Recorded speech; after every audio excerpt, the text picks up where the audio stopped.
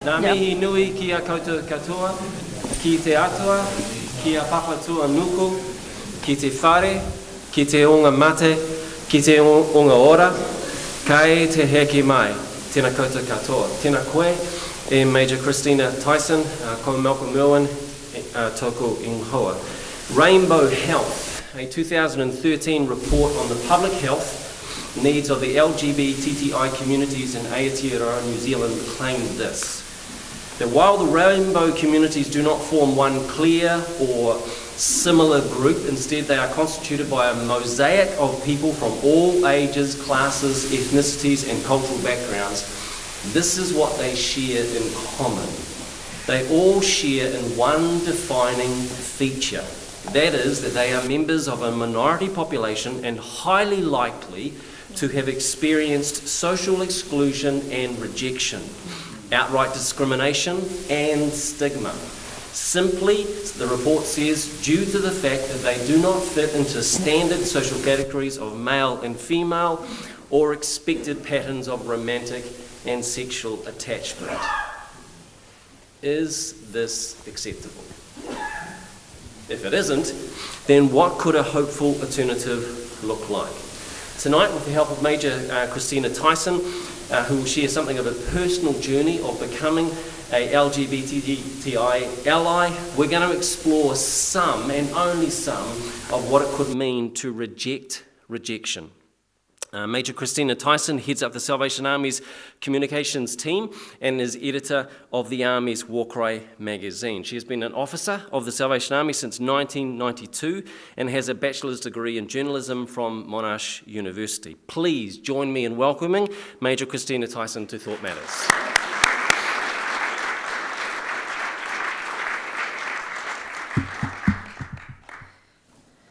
Okay, I'm partially blind, or at least it feels this way after so many years working in editorial, so excuse me, I now cannot see you, but I can see what I'm looking at. Thank you for coming. Tonight we're exploring the idea of rejecting rejection, and I'm really grateful for the opportunity to really engage in dialogue and also speak to you for a considerable amount of time, which my children would say is something I like to do. So we're looking tonight at the idea of rejecting rejection, and specifically the rejection of LGBTI people by some Christians and by some Christian churches. This is perhaps one of the most difficult topics before the church today. There is heat and hate on all sides, and I'm very much aware that what I share tonight may further divide. So that's not actually what I want to do, but I do recognise the risk. There are variations in the acronyms used to describe the rainbow community. Tonight I'm mainly using the initials LGBTI. That's for lesbian, gay, bisexual, transgender and intersex. Distinct and sometimes overlapping groupings. I'm deliberately including I for intersex, as this group say that they often feel overlooked and misunderstood even within the rainbow community. 1 in 2,000 babies are born with ambiguous genitalia, so that doctors cannot easily decide at birth if they are male or female in terms of their genitalia. 1 in 300 are sent for further investigation. So life for them can be extremely difficult, particularly as their gender is often assigned for them before they can communicate their own sense of gender identity. So I do want to include them this morning and this evening and just have us think a little about life for them. I've chosen not to use the letter Q for queer, as some people, particularly those who've had this word used against them in the past, still find it offensive. So I'm therefore more comfortable with allowing people who self-identify as queer to use this label for themselves, rather than presuming that I have the right to use it on their behalf. If you identify as a member of the LGBTI community tonight, thank you for coming. I apologise that I'm going to talk about you tonight, and that's presumptive on my part. I recognise that some of what I say will be generalisations that might not describe your experiences, just as some of the things I'm going to say about heterosexuals and Christians, whether gay or straight, will also be generalisations. In summary of where we're heading this evening, I want to share my personal and considered conviction, developed over many years, and after considerable reading, reflection and prayer, that I am no longer comfortable contributing to the marginalisation of LGBTI people by the church.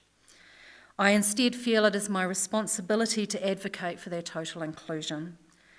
My conviction comes in part out of a sense of justice, because I see the harm, discrimination and social exclusion causes to people's mental health and well-being, especially among young people. Yes, many are resilient, but it's surely not just or ethical for us to rely on that resilience when we could instead be preventing such harm in the first place.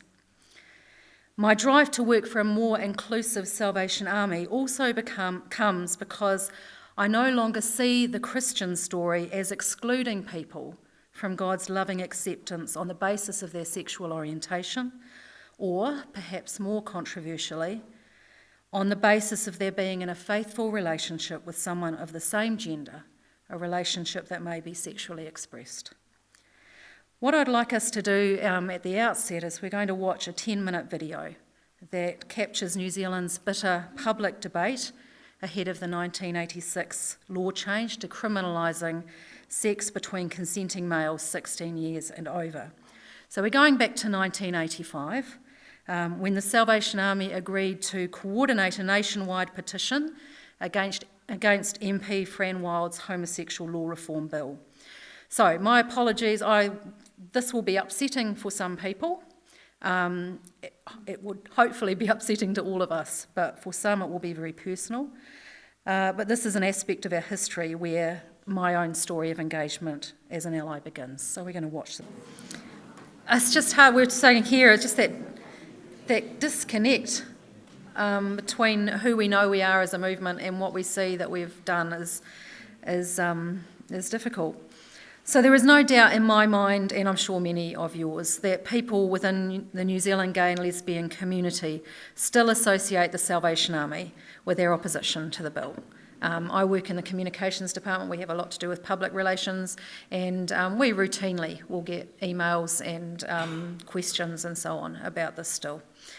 And a lot of people associate us with that time, and also with the toxic vitriol, really, that was expressed by some Christians at the time, even if it didn't come from our mouths. And actually, as we heard, the most vile and hateful phrases came from MP Norm Jones, who said such things as, "Go back into the sewers where you came from. As far as I'm concerned, you can stay in the gutter. Turn around and look at them, gaze upon them. You're looking into Hades. Don't look too long, you might catch AIDS." Now, I can't even imagine, I've got my tissues here ready, okay? I can't even imagine how it would have felt to hear hatred like that if you were a gay man or if someone from your family was gay. But what was it like too for Christians with gay family members or friends to hear this said about the people that they loved? How did it feel to sit in church, including church services at the Salvation Army, when many Christians were showing so little grace and love, and when it was personal, because this was actually about you or about someone you loved? So homosexuals, as they were referred to at the time, were being encouraged, as we heard, to come out for the first time when the bill was being debated. And I don't think I had actually appreciated that. Strategy law reform supporters hoped that would bring people out of the shadows so the public could see that they were not monsters or perverts, but everyday people that they lived and worked with, people they were friends with, people that they loved. But how easy was it to come out if you were gay and Christian? When media reports communicated time and time again that you were not accepted by the church as you were, and therefore by extension that God didn't love you either. Could you come out and still have a home within the church? Or would you need to walk away? Was celibacy the only path available for you when you wanted to fall in love and build a life with someone, just as many straight people did? Would you have to find such relationships outside the church among people who did not share your Christian beliefs or values? Did you fear needing to settle for the promiscuity of casual encounters when you actually longed for the commitment and intimacy of a long-term relationship? And how easy was it for Christian parents to come out themselves when the church was complicit in a nationwide campaign of homophobia? Was their stigma, your children's stigma, your stigma as well? So I was 18, those were the days. I was 18 when the Homosexual Law Reform Bill began to be debated, and I was working as a computer operator in the finance department of the Salvation Army's territorial headquarters in Cuba Street. And because the Salvation Army was organised, and Graham was there, working in the department, and because the Salvation Army was organising the petition against the law change, Salvation Army halls were being targeted, as we saw, and some Salvationists, particularly Wellington City, but others as well, had to run the gauntlet of protesters to get in and out of church on a Sunday. Do we want to have a show of hands who remembers that experience? Because some people would, know what that was like. So despite the assurances to the contrary, people feared that their donations to the Red Shield appeal were being used to bankroll opposition to the bill.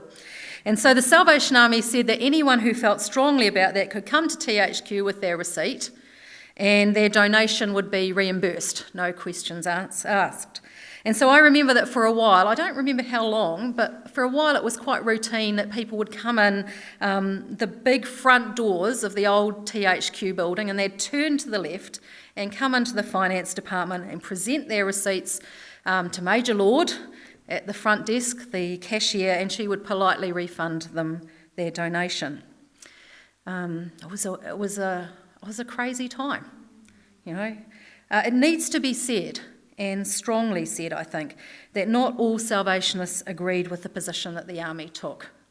As Lieutenant Colonel Ian Hudson says in his excellent study into what happened at the time, which he's just updated and is on the Salvation Army's website, there wasn't wide consultation with Salvationists as to whether the Army should join the campaign. And in fact, it does seem that leadership's decision to coordinate the petition was more about informing than consulting.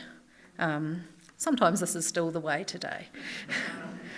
In 2001, Ian interviewed the officer who was the Salvation Army's social secretary in 1985, Colonel Melvin Taylor. And he described the campaign as homophobia in action. He said, the army were the righteous crusaders waging war against the filthy infidels. And this was despite his personal view, so he opposed the army's actions. His personal view was that those with a homosexual bias had no more control over this disposition than, say, children with asthma. Ian also interviewed the Chief Secretary of the day, Colonel Ken Bridge, who prior to the Army's decision to sponsor the petition had outlined his own opposing position. He said the Salvation Army and maybe other sections of the church could do with a lot less arrogance and a lot more humanity. Now, he felt so strongly that he wrote he bypassed our territorial commander of the time, an Australian, Commissioner Donald Campbell, and he wrote to international headquarters in London. Now, at that time, that would have been quite an extreme action to have taken. And he wrote hoping that the General would tell Commissioner Campbell to change his attitude. Last year, as I said, Ian updated his study into this period in the Army's actions, and he interviewed retired General Shaw Clifton, who at the time was serving as Legal and Parliamentary Secretary at IHQ, and he later actually served in New Zealand as our territorial commander. General Clifton responded by saying, at that time we at IHQ had faced the same issue elsewhere and had handled it calmly by neither opposing change nor supporting it, but instead analysing the draft legislation to see if it protected minors, plus those of unsound mind, prisoners, etc. We also looked carefully at the age of consent in the legislation, as some were advocating in those days for same-sex relations to be legal at 16 when the age for heterosexual acts, I'm presuming in the same country, was often 18 or even 21. So that makes sense, The New Zealand Salvation Army leadership, through the then territorial commander, went public and made known its opposition to the new law without consulting or informing IHQ. Had IHQ been consulted before the Army in New Zealand went public, and had New Zealand acted upon the advice that would have been given, the outcomes would have been very different, because less offence would have been caused to the supporters of the draft bill without any loss of principle occasioned to the Army. Now, to add further context to the events of the time, the homosexual law reform debate came at the height of the AIDS crisis, and that was alluded to in the video. So the church, along with the New Zealand public in general, had a very uneducated fear around the spectre of the AIDS virus. AIDS was seen as a gay disease, and also even as divine judgment on homosexuals. It was only in September 1983 that the world learnt that AIDS could not be transmitted through casual contact, food, water, air or surfaces. It was only in 1984 that we learnt that IV drug use could also spread AIDS and not only unprotected sex. It wasn't until 1991, when basketballer Magic Johnson announced that he had AIDS, that the stereotype of AIDS as a gay disease began to fade. And discrimination against homosexuals in New Zealand did not become illegal until the passing of the Human Rights Act in 1993.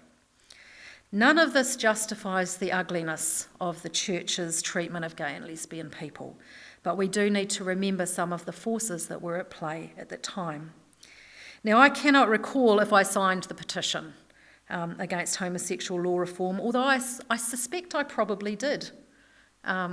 Genuinely don't know, but I do wonder how educated my decision would have been. So my personal view would have been shaped by the established Christian view that homosexuality was a sin, and that to be, and this is such a weird phrase, isn't it, to be a practising homosexual, maybe you get better, I don't know, was to live in open rebellion against God's will. Now, I now realise that at least 2 of my friends at the Salvation Army at this time were gay. Although I genuinely, as was also in the video, I genuinely didn't think I knew any gay people. Now, I don't know if these 2 young men had come out to themselves at that point or to anyone else, but it would have been really hard to do in the 90s, 80s environment. I would have received a small amount of teaching on the Bible's view on homosexuality as a core cadet, which is, of course, the discipleship course available to young Salvationists. And this would have been reinforced in soldiership classes. And those were based on the book Chosen to be a Soldier, Orders and Regulations for Soldiers. In the sexual morality chapter, there is a subsection labelled Unworthy Conduct. And in that subsection, homosexuality is described as misconduct of a sexually deviant kind, along with marital infidelity, deliberate promiscuity, and criminal sexual offending. And again, I really don't want to offend anyone, but this is the more detailed explanation that follows.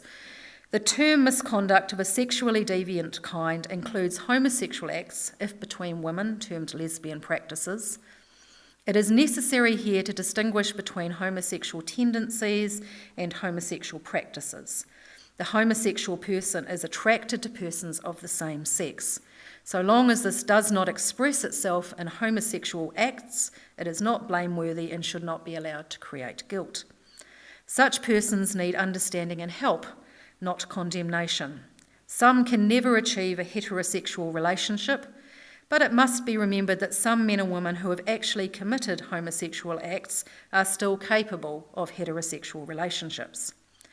Given a close walk with the Saviour and the strict discipline of thought and obedience which all Christian life requires, there is no reason why the homosexually disposed believer should not be a victorious Salvationist, rendering service in appropriate areas of army activity as appointed by their officer. Homosexual practices, unrenounced, render a person unacceptable as a Salvation Army soldier, just as acts of immorality between heterosexual persons do. Chosen to be a Soldier was first published in 1977, So it's not a contemporary book. The version I have says it was last revised and reprinted in 1994. I have no knowledge of to what degree that revision would have been. May have been very, very minor. Its view on homosexuality was representative of Christian views at the time, which influenced society's perspective, but was itself shaped by outside influences. I just want to make that very clear, that there's not just this small thing at play here. The church influenced society, but the church was also influenced by society of the time and of the past.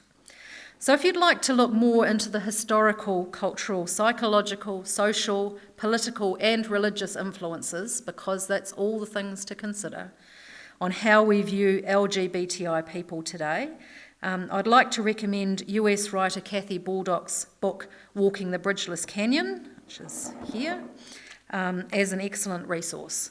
Now, if you're not a reader, to my despair, I understand there's less and less people who like to read, you can Google Untangling the Mess and watch a video of Kathy giving a presentation of her research. And it's a presentation she gave to a group of Salvationists last year at Wellington City Core. You don't have to accept Kathy's conclusions or mine, but I would hope that you would at least be open to considering them. I'd like to highlight some of Kathy's research here, her more recent research as well, because as a young Christian and a Salvationist, I was never really helped to understand the topic of homosexuality, other than being told what the Salvation Army believed, and with justification for that being just those few verses from the Bible that on the face of it appear to condemn homosexual behaviour. So, for instance, I would not have been aware that before the 1946 Revised Standard Version used the word homosexual in an English translation, that word, homosexual, or anything like it in any language had never previously been used in any Bible translation or paraphrase. And I wouldn't have been aware either that in the original text 2 words were used in different ways and not just one. So of the 2 Greek words used in the 3, and this is the only technical bit I'm going to go into tonight, people, so of the 2 Greek words used in the 3 New Testament passages, one is easily translated into the context of time and culture, and the other one is much more difficult. So one of these words, malakos, translates to the word effeminate in the King James Version. And that was a good translation of an ancient word at the time that the King James Bible was written. Malakos did not just refer to sexual practices or positions or roles. It had a breadth of meaning associated with traits that were thought to be feminine or associated with women.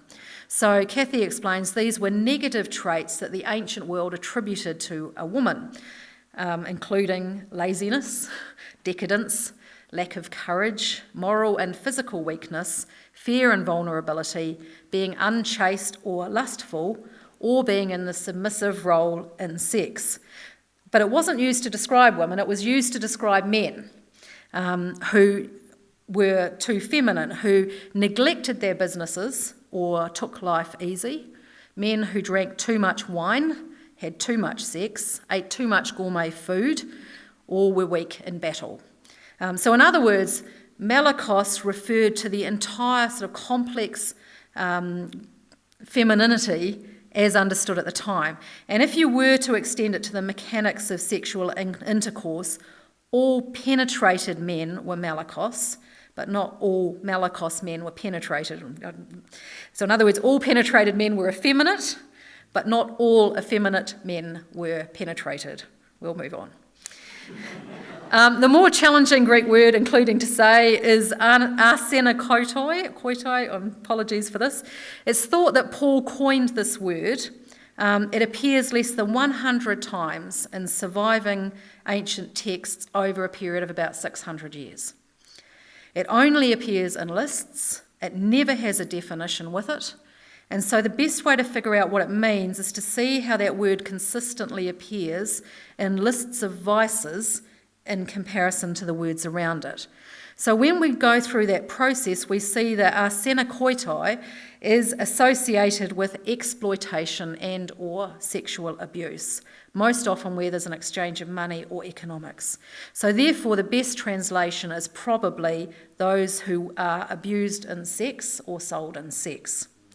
So the most important thing to be aware of in terms of our reading the Bible today is that the Revised Standard Version combined both of those words and replaced them with one word, and that one word was homosexual, which is wholly inaccurate. So malakos is tough to translate today for us because, thankfully, we would no longer suggest that being a woman is the worst thing to be, or that women are inferior and should therefore always hold the position of social or sexual submission. But one thing is very clear, malakos would never have been used to describe an actual woman, only a man who was exhibiting these so-called feminine traits. So we can therefore see that even though the term homosexual is used in the Bible to describe both male and female, malakos would never have been used to describe a woman. It's not a gender-neutral term. When reading arsena koitai in ancient texts and in ancient context, this is closer in meaning to a man who sexually abuses and exploits a male, typically a boy. So the best understanding in the 1940s, when that translation was done, may have been a young male who was sexually abused or sold. So from all of this, what is clear is that homosexual was a poor translation of those two Greek words. Even in the medical community, people did not understand what homosexuality was in the 1930s and 40s, when the Revised Standard Version was being developed. An abused male for money or a male abuser did not translate to homosexual. And the culture of the time saw homosexuals as sexual perverts. So by translating these two words as homosexual, the sexual perversion nature was what the Revised Standard Version delivered to its readers. And in a definition that not only covered males, but now extended to females as well. As a teenager, of course, I didn't know this. In fact, I probably presumed that the word homosexual was the same one word that God inspired the original Bible writers to use, and that it meant precisely the same thing to them then as it did to me in 1985. Neither did I appreciate that my own views on homosexuality were shaped by relatively recent history, that at one point saw homosexuality as criminality, then as a mental disorder, and then after that as some sort of optional lifestyle. I would have accepted without question that someone who was gay was likely to try to corrupt others, especially young men, into the same behaviour, and so they were to be feared. I probably subscribed to the view that if the rights of gay people were strengthened and homosexuality was normalised, it would spread like some sort of contagion. So I certainly wasn't asked to consider what the church's harsh judgment was doing to actual gay or lesbian people. This was the era of superficial and dispassionate cliches like love the sinner, hate the sin, which sadly people are still using today, as if you're supposed to be reassured by such cold comfort. Perhaps we were able to overlook the actual harm that we were doing because we thought homosexuals were on the margins anyway, a long way from where most churches lived. Of course, gay people were in our churches, but most of them were, and many of them still are, in the closet, because they'd been led to believe, contrary to what our O&Rs for soldiers actually said, that their same-sex attraction was indeed blameworthy, and that they should therefore accept considerable feelings of guilt because of this. So when gay people did out themselves, we were likely to engage in what has been shown to be ineffective and highly damaging to people's well-being and mental health by attempting to pray the gay away with what is called reparative or conversion therapy. Now this was always, I'm sure, well-intentioned, but it really is a form of spiritual abuse, And it concerns me that some Christians and church leaders still see this as effective and appropriate, when mental health and medical professionals and many church leaders and pastoral workers within the church agree that it is not. It particularly concerns me when I hear of young people who are at the highest risk of mental health and suicide coming out to youth leaders or pastors only to be prayed for that they would no longer be gay. Several years ago, a deeply distressed father at our core approached my husband, concerned that this had happened to his 16-year-old son.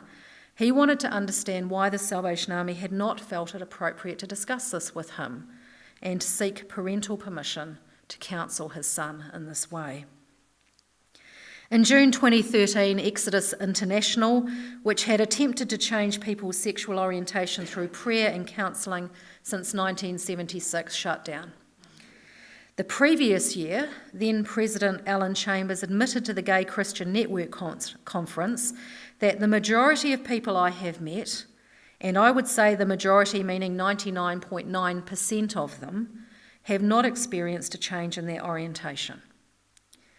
In announcing the organisation's closure, he offered this apology. Please know that I am deeply sorry. I am sorry for the pain and hurt many of you have experienced. I am sorry that some of you spent years working through the shame and guilt you felt when your attractions didn't change. I am sorry we promoted sexual orientation change efforts and reparative theories about sexual orientation that stigmatised parents. I am sorry that there were times I didn't stand up to people publicly on my side who called you names like sodomite or worse. I am sorry that I, knowing some of you so well, failed to share publicly that the gay and lesbian people I know were every bit as capable of being amazing parents as the straight people that I know. I am sorry that when I celebrated a person coming to Christ and surrendering their sexuality to him, I callously celebrated the end of relationships that broke your heart. I am sorry that I have communicated that you and your families are less than me and mine. I think those of us who have perhaps gone on that journey from where we were to being allies is because this has become personal. Because we have met gay people, we have come to know them as friends and we love them. And so some could say, well, that really colours your judgment. Yes. And so I would imagine that for me, some of my motivation in this area has been through that same thing, and I can't turn that off, and I don't want to. So an influence in my thinking has been my brother-in-law, who lives in Australia, and he is gay. And I thought this would be a good time to share some of his story, which I do with his permission. Ross grew up in the Salvation Army, and he shared his experiences with me a few years ago. And he said this: I remember quite vividly, as a Salvation Army junior candidate, standing in front of 500-ish salvos, that's what they call them in Australia, and testifying that Jesus made me straight. Apparently. I remember my dad bowing his head as I made that statement. It wasn't because he was embarrassed by me, but because he's not one for drawing attention to himself. I was giddy with excitement as fellow salvos approached me and said how wonderful it was that I was saved and straight. I wanted to die. I would loathe myself for looking at another guy and thinking how handsome he was. I would get up at 5 a.m. and pray that God would fix me and take away this horrendous burden. I remember as though it was yesterday when I woke up on the day of my wedding. I was a silly 21-year-old and had no clue and said that I was doing this. Now, as an aside, this marriage was encouraged by Ross's core officers, who'd offered a deliverance ministry to Ross, because that's what we did at the time, and who perhaps thought that encouraging his relationship with a young woman at the core might help to seal the deal. Ross and his wife had 2 children. They went on to serve as Salvation Army envoys in charge of a corps before the marriage ended around the time that Ross came out. So he continues, I tried harder to save more people.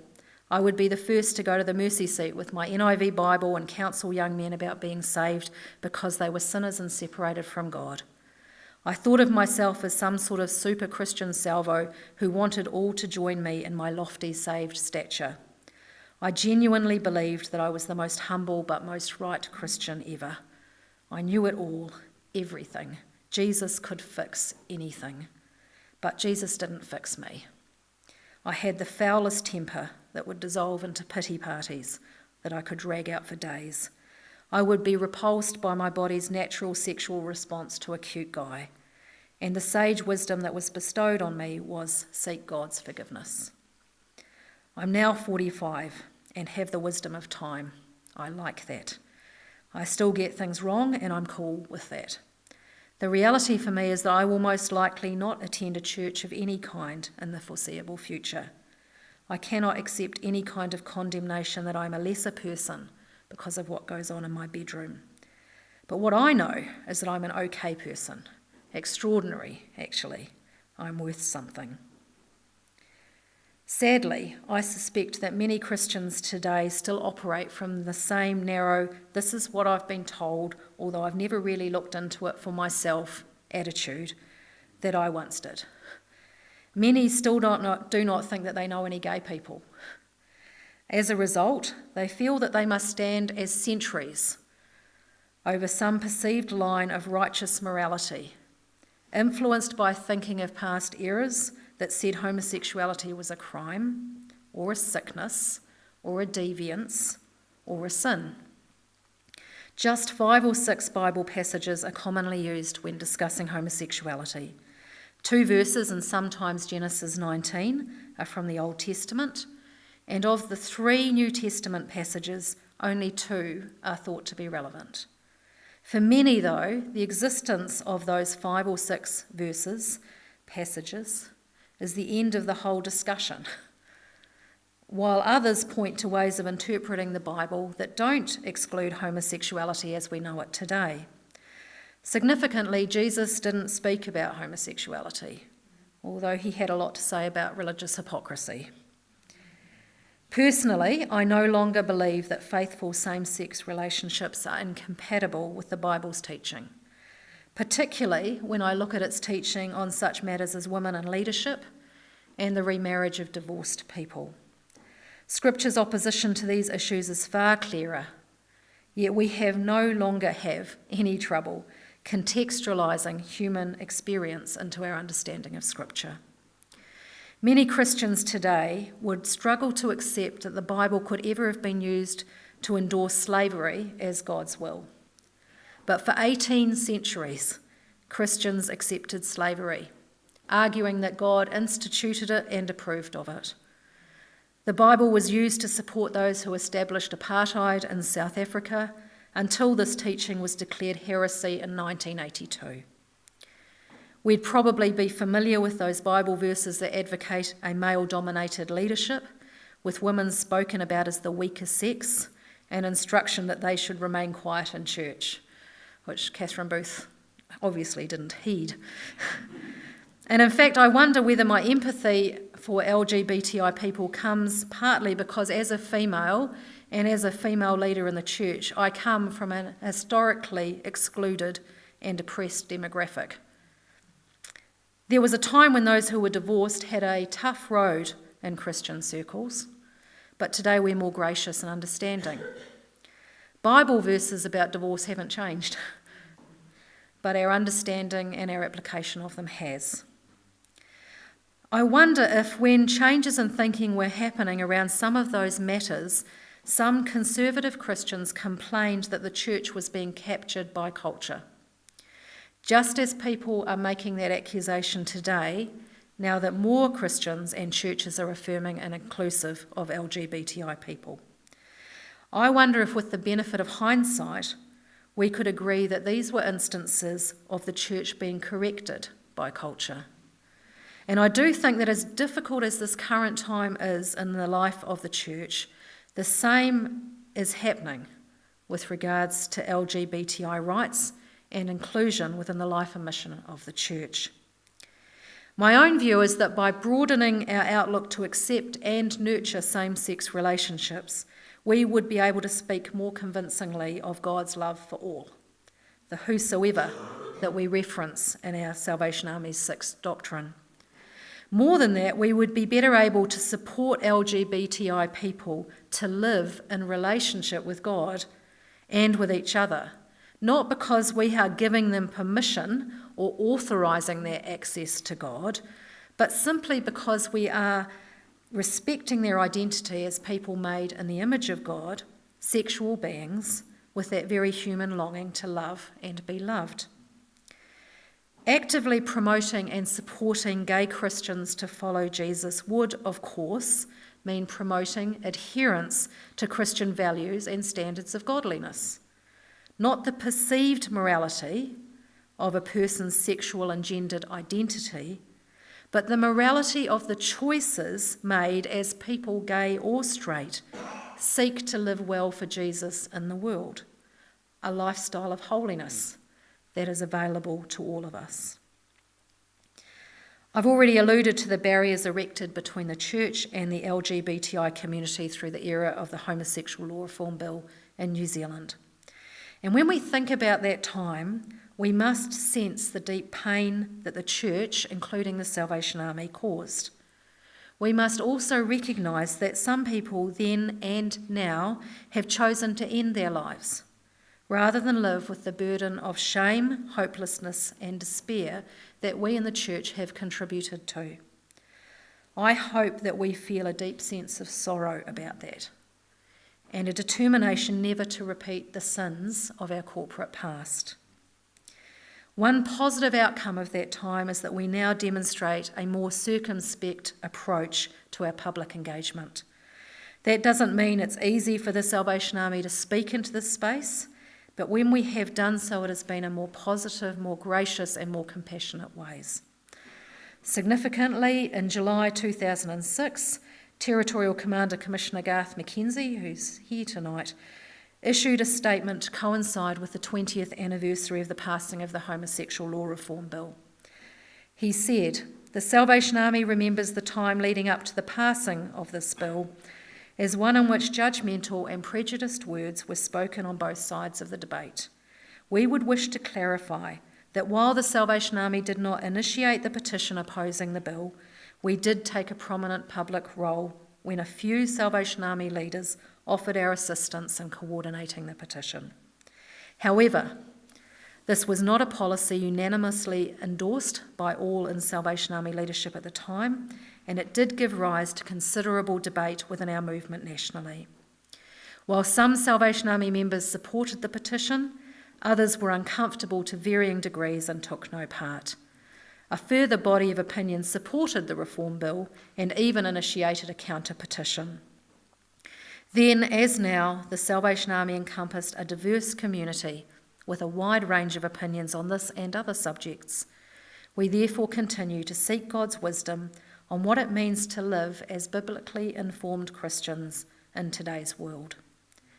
We do understand, though, that the Salvation Army's official opposition to the Reform Bill was deeply hurtful to many, and are distressed their ill feeling still troubles our relationship with segments of the gay community.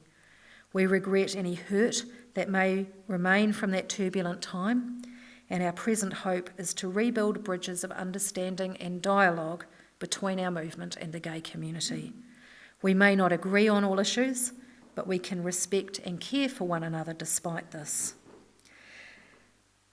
That was 2006. This was followed in May 2012, with Rainbow Wellington and the Salvation Army issuing joint statements and a rapprochement, which means a resumption of harmonious relations. I had to look that up. The Salvation Army reiterated its 2006 statement but added an apology, while Rainbow Wellington said, and I think this is very gracious, their words here, "Many of those in the GLBTI community have come to adulthood in a world in which their human and civil rights are much more widely respected than was the situation in 1986, and to whom the events of that time are history rather than personal experience. That is not to say that they should be forgotten.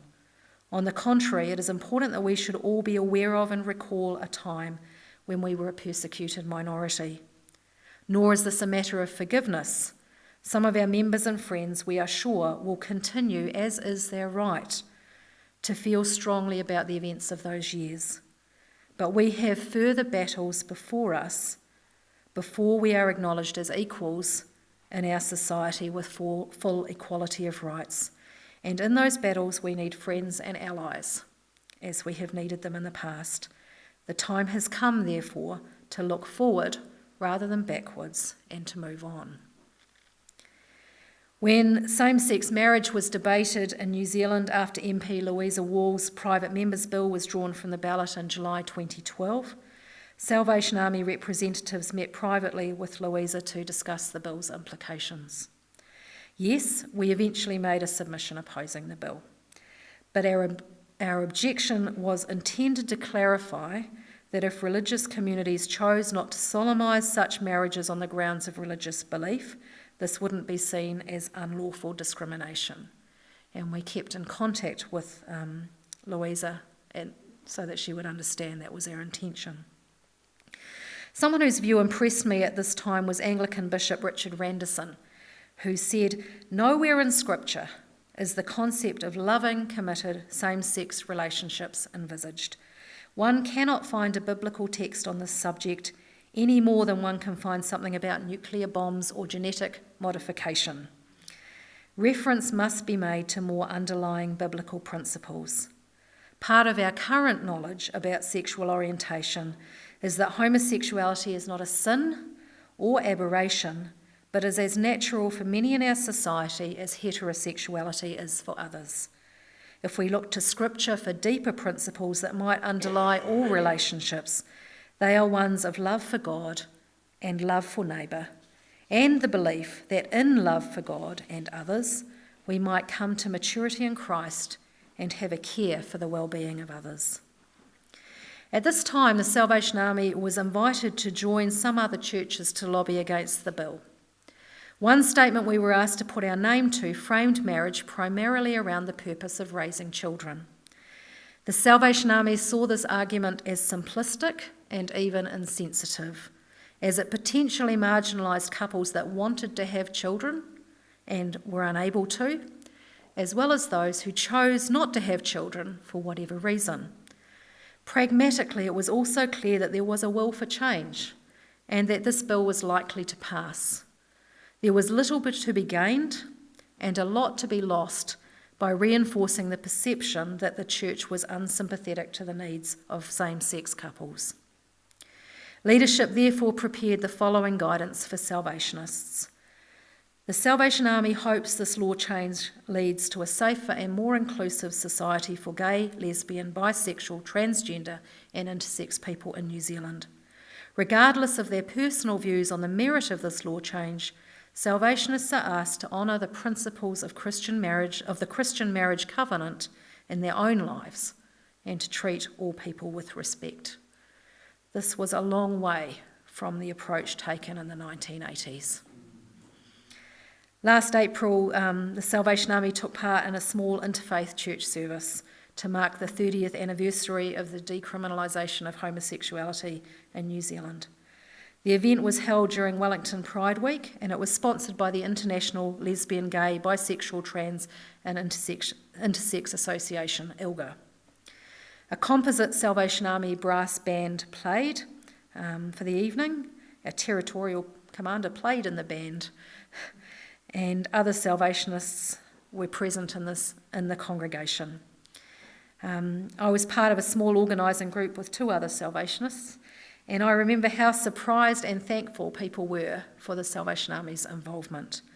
A number of people spoke of the healing nature of that gathering that allowed them to feel welcome inside a church, not a Salvation Army church, it was an Anglican one.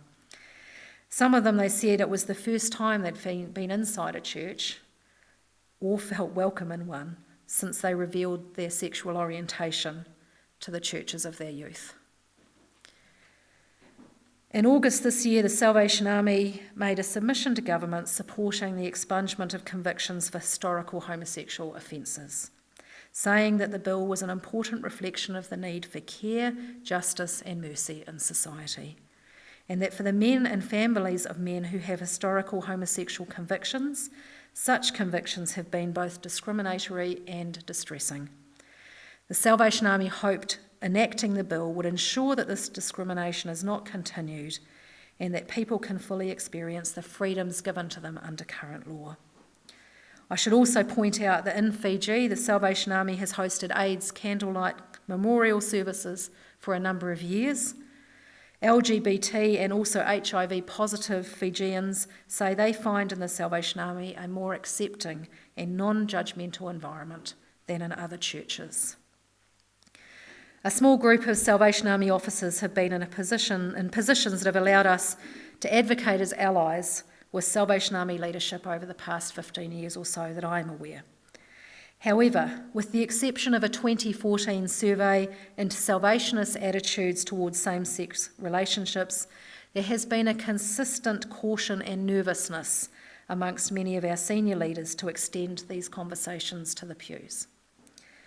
I think this is regrettable, but it is symptomatic of what I see from the Salvation Army internationally. The risk is that should the Salvation Army's leadership decide to move towards more inclusive practices, it may not have done enough to bring grassroots Salvationists with them. Similarly, if a more traditional stance is retained, there will be many who will not see this as unjust, who will not see this as just, and who will see it as out of sync with what is happening in the world and in parts of the church. Our senior international leaders have been discussing the matter of sexuality for a number of years, and territories seem to be in a holding pattern, waiting for their deliberations to bear fruit. I'm not saying that those discussions are easy. Some of the countries where the Salvation Army is at work are countries where it is still illegal to be a homosexual. So I know this is difficult. I'm not sure of the best way to widen the dialogue, but I do think it's important that our leaders don't keep this conversation entirely behind closed doors. The Salvation Army no longer has an international positional statement on homosexuality. Our old statement was withdrawn some years back at IHQ's request. Currently, therefore, our IHQ public statement seems to be limited to one on the topic of non-discrimination, issued in October 2013 in the wake of an unfortunate Australian radio interview. Here's an excerpt, and it includes content that was contributed from New Zealand.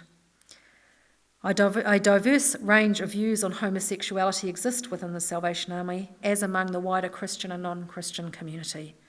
But no matter where individual Salvationists stand on this matter, the Salvation Army does not permit discrimination on the basis of sexual identity in the delivery of its services or its employment practices.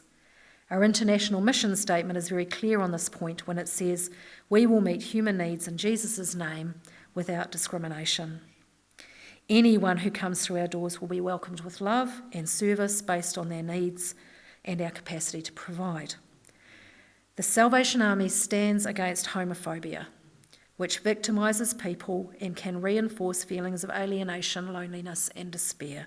We want to be an inclusive church community where members of the LGBTQ community find welcome and the encouragement to develop their relationship with God. Of those who have worked to help the Salvation Army in New Zealand engage around this topic, I want to mention the work of Officers Harold Hill, Campbell Roberts, Ian Hudson, Garth Stevenson and Ross Wardle in particular, as well as gay Salvationist Colin Daly from Wellington City Core, and more recently Ian's son Craig, who has been an effective bridge builder into the rainbow community. I also want to acknowledge the territorial commanders who have endorsed statements and activities that have put legs under that 2006 promise to build bridges of understanding and dialogue between ourselves and the gay community. It's been a privilege for me to support the communications aspects of that engagement over many years, and there have been plenty of times when I have felt that my appointment in the communications department at THQ has been for such a time as this. This year I was one of a small number of Christians, including a handful of Salvationists, who took part in the Wellington Gay Pride March behind a banner that said "Christians United in Love" and carrying a sign that said "Build bridges, not walls." Trump had just been elected. Afterwards, we ran a stall in the Out in the Park event, and gave away free baking and other things. Significantly, Rainbow Wellington funded the store, one of very few that they made that decision to. It was reassuring that younger people didn't think it was odd to see a Christian group at this event and were really comfortable coming in and just talking and spending time with us. Older people took the opportunity to share some of the hurts that they'd experienced from the church over the years, and we listened. This was a huge privilege, and we were so graciously received by the LGBTI community, who didn't need to be like that. And drawing my thoughts to a conclusion this evening, the passage of scripture that God has used most strongly to galvanise my own activism in this area is from John chapter 10, where Jesus talks about himself as being the gate for the sheep. I am the gate, Jesus says. All who come in through me will be saved. I have come so that everyone would have life and have it in its fullness. I am the good shepherd. I know my sheep, and they know me. All of us are the most complete, the most alive when we can connect with God. Jesus came to make a way for that to happen. He is the gate. And yet we in the church seem to have adopted the role of gatekeepers, bouncers outside God's door, deciding who is in and who is out. I don't think we have that mandate. Jesus told us to go into all the world. He didn't commission us to tell others to go away. As well, and I'm sorry for not touching more on this because it is absolutely crucial to the topic under discussion, please, let's not presume that LGBTI people are not already in God's family as devoted followers of Christ, because they are. And they shouldn't be content with being shoved to the margins. They must be able to bring their faith, their passion, their creativity, their skills to all areas of our mission because we need them. As I've said, I no longer see the Christian story as something we own as heterosexuals. We are not meant to be salvation's gatekeepers. We are to be the people who throw open the door and call people to Jesus. Although that's actually wrong, because God is the one who throws open the door and runs down the driveway, racing to embrace anyone and everyone who wants to come home. But just like the story of the prodigal son, to which I allude, there lurks at home a judgmental elder brother, and I was once that person, complaining at his father's extravagant love unfairly bestowed on the returning lost child. In this, the elder brother shows what we in the church demonstrate, but do not easily confess. We know who we want in, and we know who we want out. And so the father responds by standing with the beloved outsider and saying words that I wish the church would hear today. My son, my daughter, you're always with me. Everything I have is yours. But we should be glad and celebrate. Your brother, your sister was dead, but now they're alive. They were lost and have now been found. So, in conclusion, my deepest hope, and I know this is messy, is that we would refuse to abandon the people God loves, and that we would also refuse to allow our own prejudices and fears to communicate that some people don't fit into God's kingdom. I pray that we would stop implying by word and deed that God's love is not sufficiently wide or deep for everyone, because it is. Thank you for listening.